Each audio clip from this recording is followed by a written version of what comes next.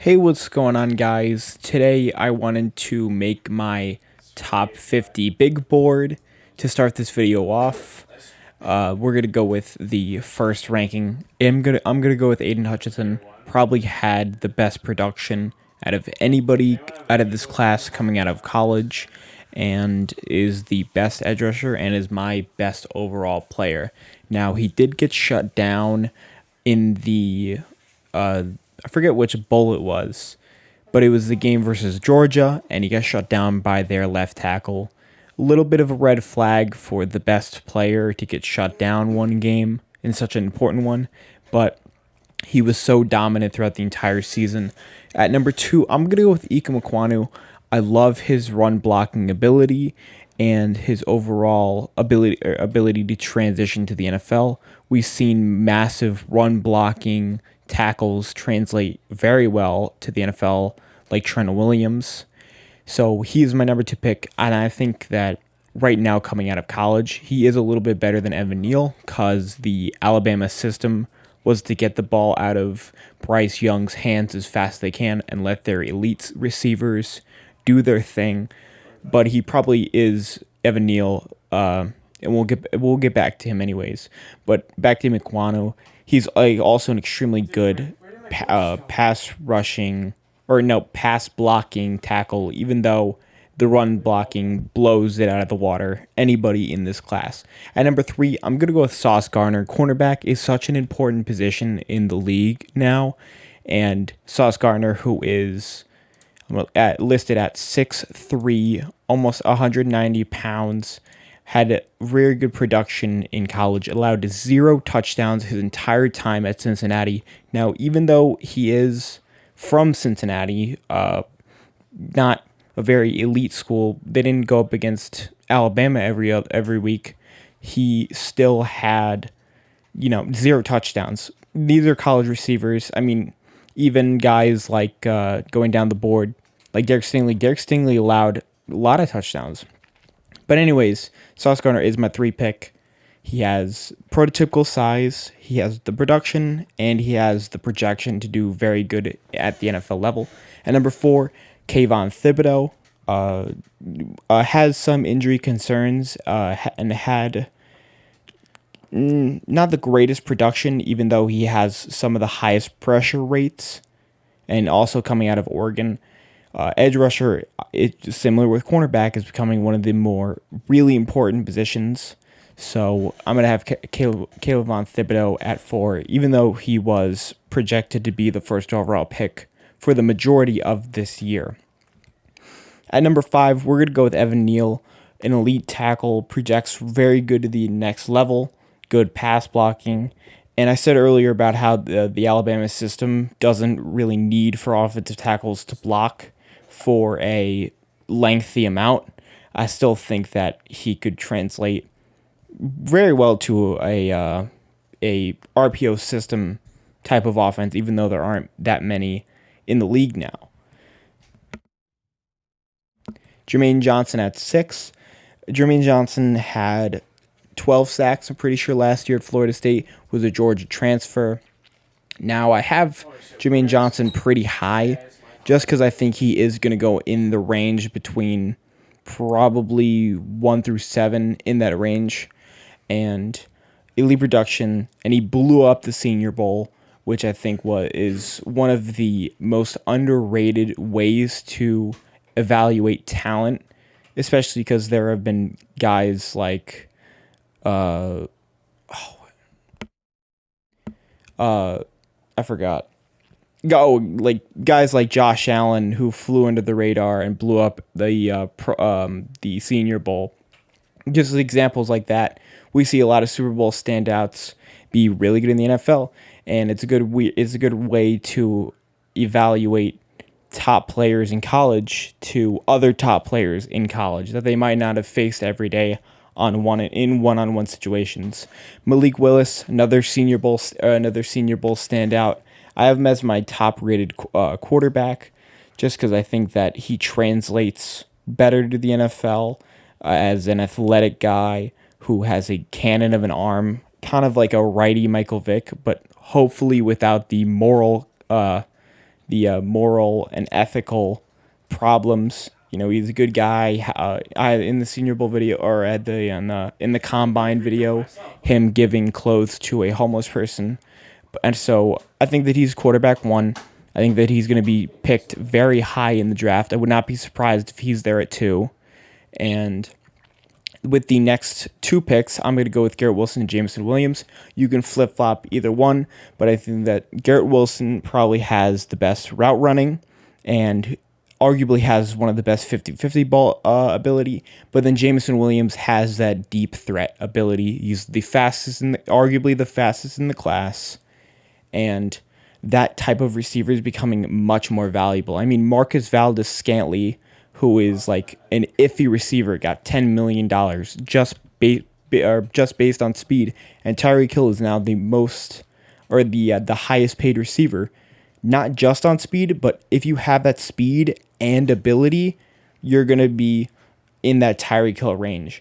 At number 10, I am going to go with Trayvon Walker, just because I think that his athletic ability and potential is so extreme that it almost cancels out the lack of production and pressure rates if he's used correctly.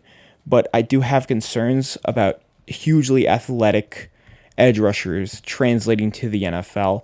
It's a bit of a gray area. I think we need more data on these kind of guys like Trayvon Walker.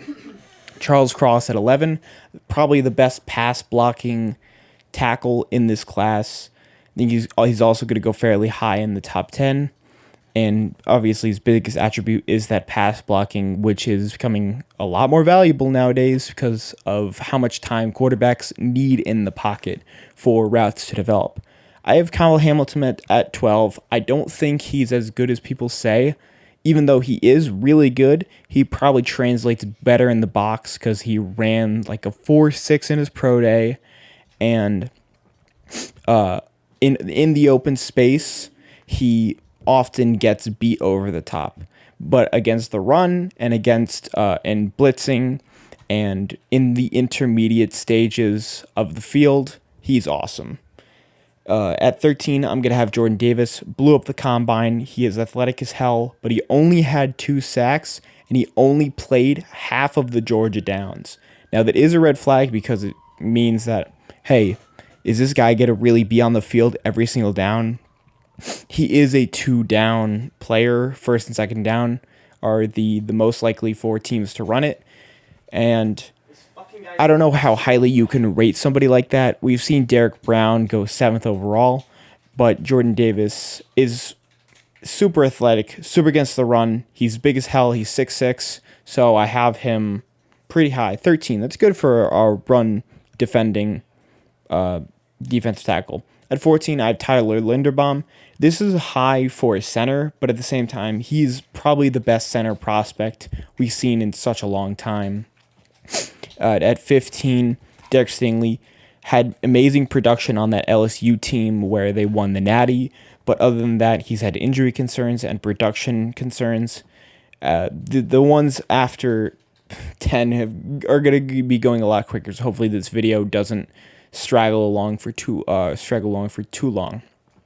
At 16, Devin Lloyd, probably the best linebacker, and he's good against the run, good against the pass. He has good size at 6'3", 237. I can't exit out. What the hell? Anyways, Kenny Pickett at 17 he does have little boy hands, but at the same time, elite production, probably the best production out of any quarterback in this class, other than maybe other than Corral, who was also on this list.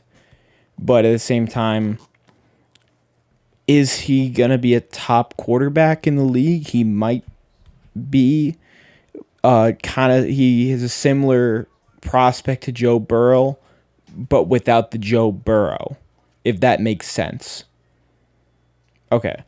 We're Deontay White at 18. Similar boat with Jordan Davis, other than the snaps. Deontay White played a lot more snaps at Georgia, but at the same time had only 2 sacks, but was really good against the run and is also super athletic. But you can play him he is a 3-down defensive tackle, and that's why he's probably going to go top 15. He's in the same boat as his teammate. Drake London. I have Drake London a little farther down just because, there are guys like Mike Evans who are like 6'5" and translate extremely well to the NFL. But at the same time, we've seen a lot of guys that are big and don't do well in the NFL, like Justin Blackmon, like I'm forgetting another name. He was on the Panthers, and he was massive, didn't translate well. But those guys were affected by other factors. But I'm just trying to hopefully give an example about how big receivers don't always translate. They need to have some route running ability, and they need to be able to use that, and they need to be reliable enough to get those 50-50 opportunities like Mike Evans does. But I still think that Drake London at that size gives him an advantage because he is still pretty fast, and he had the production in college, had over 1,000 yards in like 8 weeks. Did get injured, but I still think that he does deserve to be arguably top 15 prospect. I have him a little down just because the other receivers have that NFL advantage, what people are looking for, route running and deep threat ability. Trevor Penning out of Northern Iowa. Trevor Penning blew up, also another Senior Bowl standout. He is raw out of Northern Iowa, but I still think that his nastiness, there are often tackles that have massive success like Ryan Jensen, where they're just nasty is a little bit of in a gray area of between nasty, like aggressive player compared to an asshole player. But I still think that ability helps with the I'm trying to formulate this and to explain it in the best way possible about how it almost hides his negatives by being a positive, because coaches love that, and also quarterbacks need that. They need to have somebody that is going to protect them physically. Moving on, Kenyon Green, flexible as hell offensive lineman, along with Zion Johnson, can play most of the positions, and probably was the best guard out of Texas A&M. Best producing guard, best graded guard as well. Trent McDuffie at 22. I have him as my third graded cornerback out of Washington. Similarly to Greg Newsome, good in coverage. Washington produces good cornerbacks, and good in man, good in press man, and fits well in the press bail system as well, as that's kind of what Washington always does. Similar in the range of Greg Newsome. Andre Booth Jr. out of Clemson. Production kind of off a little bit because Clemson had a terrible year last year, but he was good. He was good in 2019, 2020? I think it was 2019 where he had his best production. That was when he was a freshman as well. And obviously Clemson had a terrible year last year, but they run his own scheme, and there are a lot of zone teams in the NFL now trying to adjust to the air raid system, so that makes him more valuable, bringing him up top 50 boards. Treylon Burks at 24. Even though he had a bad combine, he still is an elite player, had elite production, and similarly to Deebo Samuel, has that wide back kind of mantra, but teams probably are a little bit concerned that he isn't the fastest, and maybe his biggest concern was that he didn't blow up the combine, and I think that he's in the same boat as guys like Deebo Samuel almost, where they didn't do great at the combine. They fall to like the mid rounds, or they fall to the second round, late first round, and then they become what they were in college, elite players. I have David Njoku at 25. Even though he did tear his Achilles, he was going to be a first rounder. He was arguably a top 15 player, and injuring himself at his pro day was so detrimental. He's probably going to lose millions of dollars. But at the same time, I think anybody who picks him and who's able to just be patient and stick with him throughout whatever his injuries are. It's going to be beneficial to your team. Zion Johnson at 26, another Pro Bowl standout, was playing center, both tackle positions, playing guard, and a team that, like the Steelers, for example, that need like multiple offensive linemen, could use a guy like Zion Johnson. Flexibility is a massive thing in the NFL. If a position gets injured, like a guard, you could slip and you can go immediately over to that position and play well there. That's a valuable asset to have, and that's why he's high in my ranking. Nakobe Dean at 27. Now, he is arguably linebacker 1, higher than, where is he? Devin Lloyd. But at the same time, he is 5'11". He is a little small at 226. But he is a leader. He was a captain at Georgia. And he had elite production.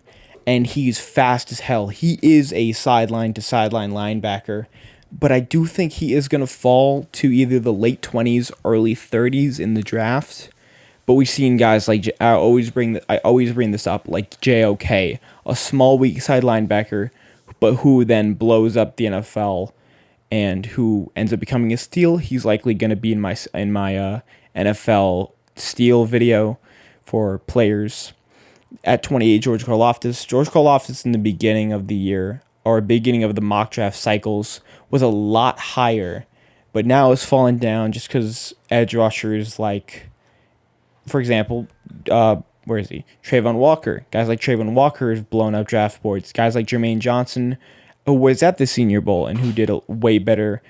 But I still think George Karlaftis is a good player, and that he is gonna be in the between of the 20th picks. But he's fallen down boards. I still think he's a good player. I can't really explain why, but that's why he's farther down the list. Perion Winfrey at 29, another Senior Bowl standout. I probably should have put him in my original video, but got a sack in the game. And looking back at his more deeper into his tape, you're seeing that he's a hell of a good player. Could have played from the 0 technique to the 5 technique. Another versatile interior defensive tackle guy.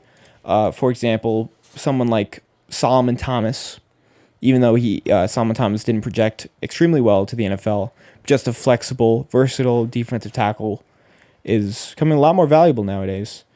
I have Dax Hill kind of high, but safeties are going to go higher nowadays. He'll probably be a high second-round pick, and had really good production at Michigan, was a hitter, and he also could play in the nickel, so that's going to be more valuable. Chris Olave at 31. Originally, he was supposed to have a 4.26 unofficial time for the 40-yard dash. My bad.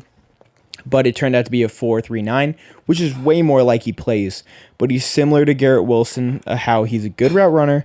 He's a good route runner, and he also is fast, but he doesn't have the 50-50 ball ability that Garrett Wilson does. But we've seen guys like, I don't want to say McCall Hardman, because McCall Hardman is fast as hell, but. And also not really McConnell, because he's got drop abilities or drop issues. But yeah, we'll see what they have listed at him. Projection comparisons: Devontae Smith. That's aggressive. I guess more like Devontae Smith. Not really. He has that route running ability. He has that deep threat ability. That's kind of all I'm going to say about him. Roger McCreary at 32. Auburn guy. 5'11", though. But he can play everywhere. He can play in the X. He can play in the slot. But he's...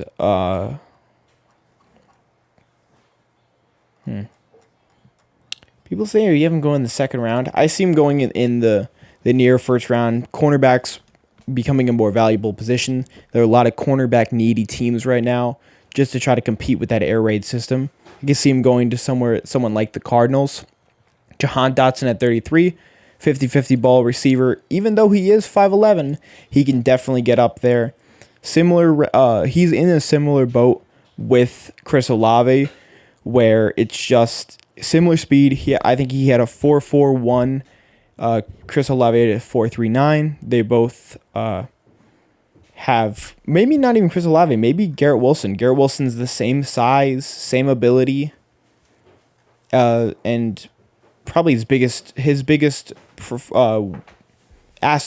attribute that separates him from small receivers is his 50-50 ball ability. Similar like Garrett Wilson, similar to like Odell, Deontay Johnson, who I think is Jahan Dotson's player comp.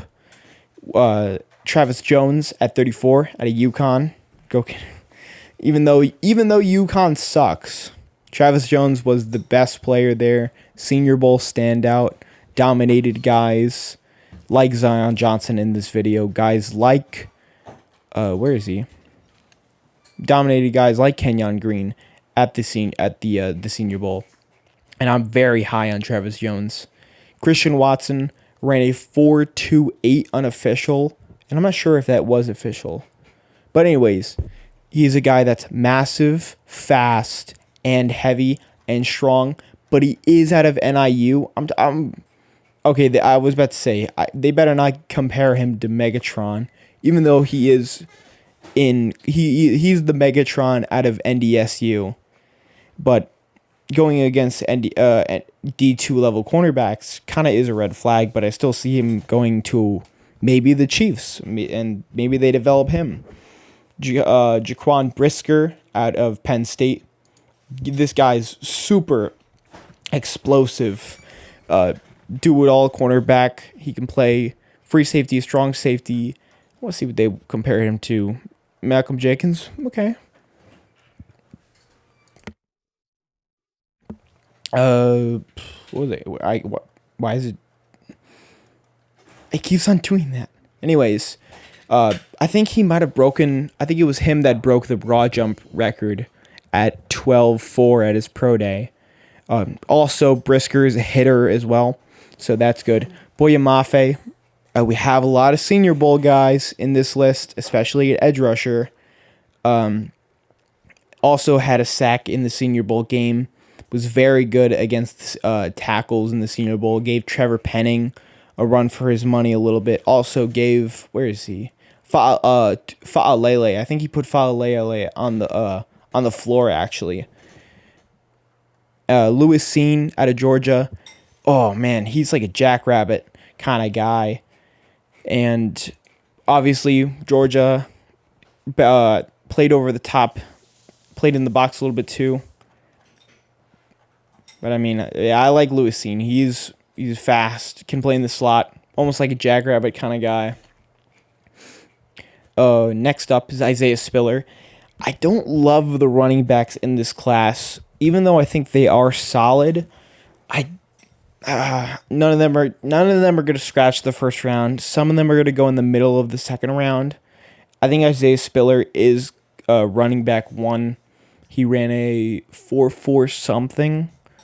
Also has good size at 6 foot 217, but one of the most productive running backs at Texas A&M. And next up, we do have another Texas A&M guy in DeMarvin Leal. Didn't have the production that he did in 2021. He didn't have the production that he did in 2019-2020, where he was one of the top interior defensive linemen, and he was projected to be a top 10 pick.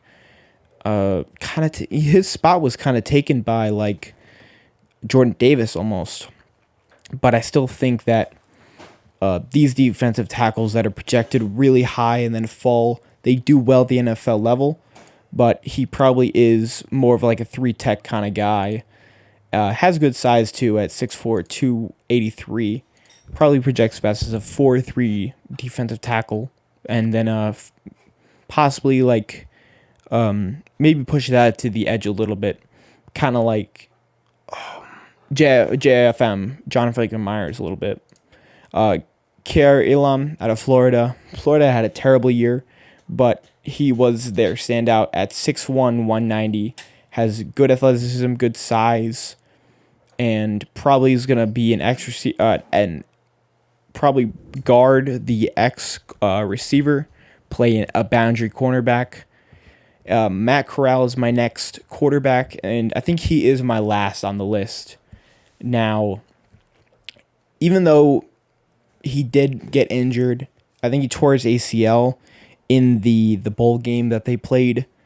He's probably going to go, he might go in the fringe first round or be an early second rounder. Played in an RPO system at Ole Miss, so that maybe you question how good he is down the field, even though he did have a good, or he has good arm strength, but also has very good athleticism and is quite fast for a quarterback, even though Desmond Ridder is the fastest one. You wonder how long he can stay in the pocket and make plays out of nothing, kind of like a Patrick Mahomes, even though I'm not trying to compare him to that. Let's see what they compared him to. They didn't compare him to anybody. But my biggest question is that he played an RPO system, and there aren't many RPO systems in the NFL. So I don't know how he would translate. Arnold Ebike out of Penn State had decent production at Penn State, even though they had a very short year in 2020, so that kind of inhibited him from being higher on this list. Another Senior Bowl guy who rose up boards, even though he was in the same range, but has good pass rushing ability and has good bend off the edge. Dave Bell out of Purdue. I think that Dave Bell is a little hyped, even though he has that size and ability and speed. I think that and also he's out of Purdue, and some good receivers have come out of Purdue. I don't think he projects. Yeah, see, like they say, the X receiver. I don't know if he is. I don't know if he can be the X receiver. I think he could be a really good Y, just because he has good route running and 50-50 ball ability, and he has decent speed. I don't know if he can be the X. That's why I have him farther down the board. Jalen Petrie, Senior Bowl guy, and extremely fast, has good sideline to sideline ability, but But the production at college, even though he did have good production, wasn't as great as guys like, or it didn't get as much attention as Kyle Hamilton, guys like maybe JAQUAN BRISKER at Penn State, just playing at Baylor, but he is a little small at 5'11", 189. That's why they say cover 3 zone scheme, and I agree with that. I think he should be the free safety, somebody that's guarding the deep quarter, maybe even in the slot a little bit. Kenneth Walker is my last running back. Obviously, out of Michigan State, he was top 5 in the Heisman, I'm pretty sure, at one time. Even the favorite at one point, having a 5-touchdown game versus the number 2 or number 4. I forget which one it was. But he had 5 touchdowns against Michigan when Michigan was at its highest. And even though he did have elite production in college, he's kind of like a Devin Singletary almost, where he's going to get like 4 yards a carry. He's 5'9", 211. He's one of the middle-sized backs, and kind of just doesn't have that explosive ability down the field where he's going to be like, I don't know, Raheem Mostert, where he just breaks off of a massive run.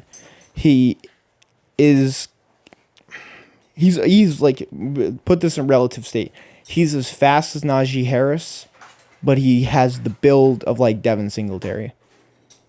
But I still think he's going to be a decent player. I don't think he's going to go very high, even though he was projected to be one of the Heismans. But running backs are just becoming a less valuable position because they're easily replaceable. Sky Moore, underrated player actually. He's 5'9", 195. He's going to be in the slot, but he's fast. Sky Moore is pretty fast. He's going to be in the slot. And, slot guys are coming in much more valuable. Also, deep threat guys. There's a comp. There was a comp last year. I forgot that I had him too. It wasn't Bateman. It was his teammate. I forgot. I had a good comp for him, man, and I lost it. But he's a good slot guy, deep threat. Almost like De'Ami Brown. Almost like De'Ami Brown. That was it. Trey McBride is my only tight end on this list. He has that 50-50 ability. He can even play in the Y, or he can, not the Y. He could even play. He could be a big slot, and he's pretty fast for a tight end as well. I think he ran in the 4.6s, even 4.5s. And another Senior Bowl standout, I had him in my video. A lot of those guys are pretty high on my list, and I don't really think any tight end is touching him on this list. He has he has everything you want in a tight end, but I don't know if he's going to be picked very high, just because tight ends aren't really picked that high. I mean, last year Pitts was the exception. He was picked at 4 just because of his being so versatile. Kyler Gordon at 49, another Washington guy, almost the same size as his teammate, Trent McDuffie, yeah. 5'11", 191, 190. And I almost have him at the same, I have them as similar rankings in cornerback, even though I have Trent McDuffie way higher, just because Trent McDuffie is almost elite in coverage. Meanwhile, Kyler Gordon is better in run defense, but is a little less better, not as good as what's his name? Why did I forget? Trent McDuffie. Because Trent McDuffie is just in that press bail. They both play the same system. They're probably going to be similar cornerbacks. John Mechie at 50. I have John Mechie scratching this list just because he was from Alabama. Alabama receivers always do extremely well, but Mechie is more of the safety net kind of guy. For example, someone like I don't really have a good comp for him, actually. He is more of the safety net kind of receiver, and I don't know how highly that kind of receiver will go nowadays. You want that extra ability, but he's still good. He had really good production next to Devontae Smith in 2020. Had less production, but he isn't going to be a number 1 receiver, but he can be a good number 2. So that's going to do it for my list. Let me know your thoughts about my big board. Let me know some ideas about videos. Draft is coming in like 2 weeks, so I'm going to be making a lot of videos on that. I'm going to make the steals of the draft. I'm going to do my player rankings, and I'm going to do team rankings as well. So thank you for watching. Make sure you like, comment, and subscribe. And yeah.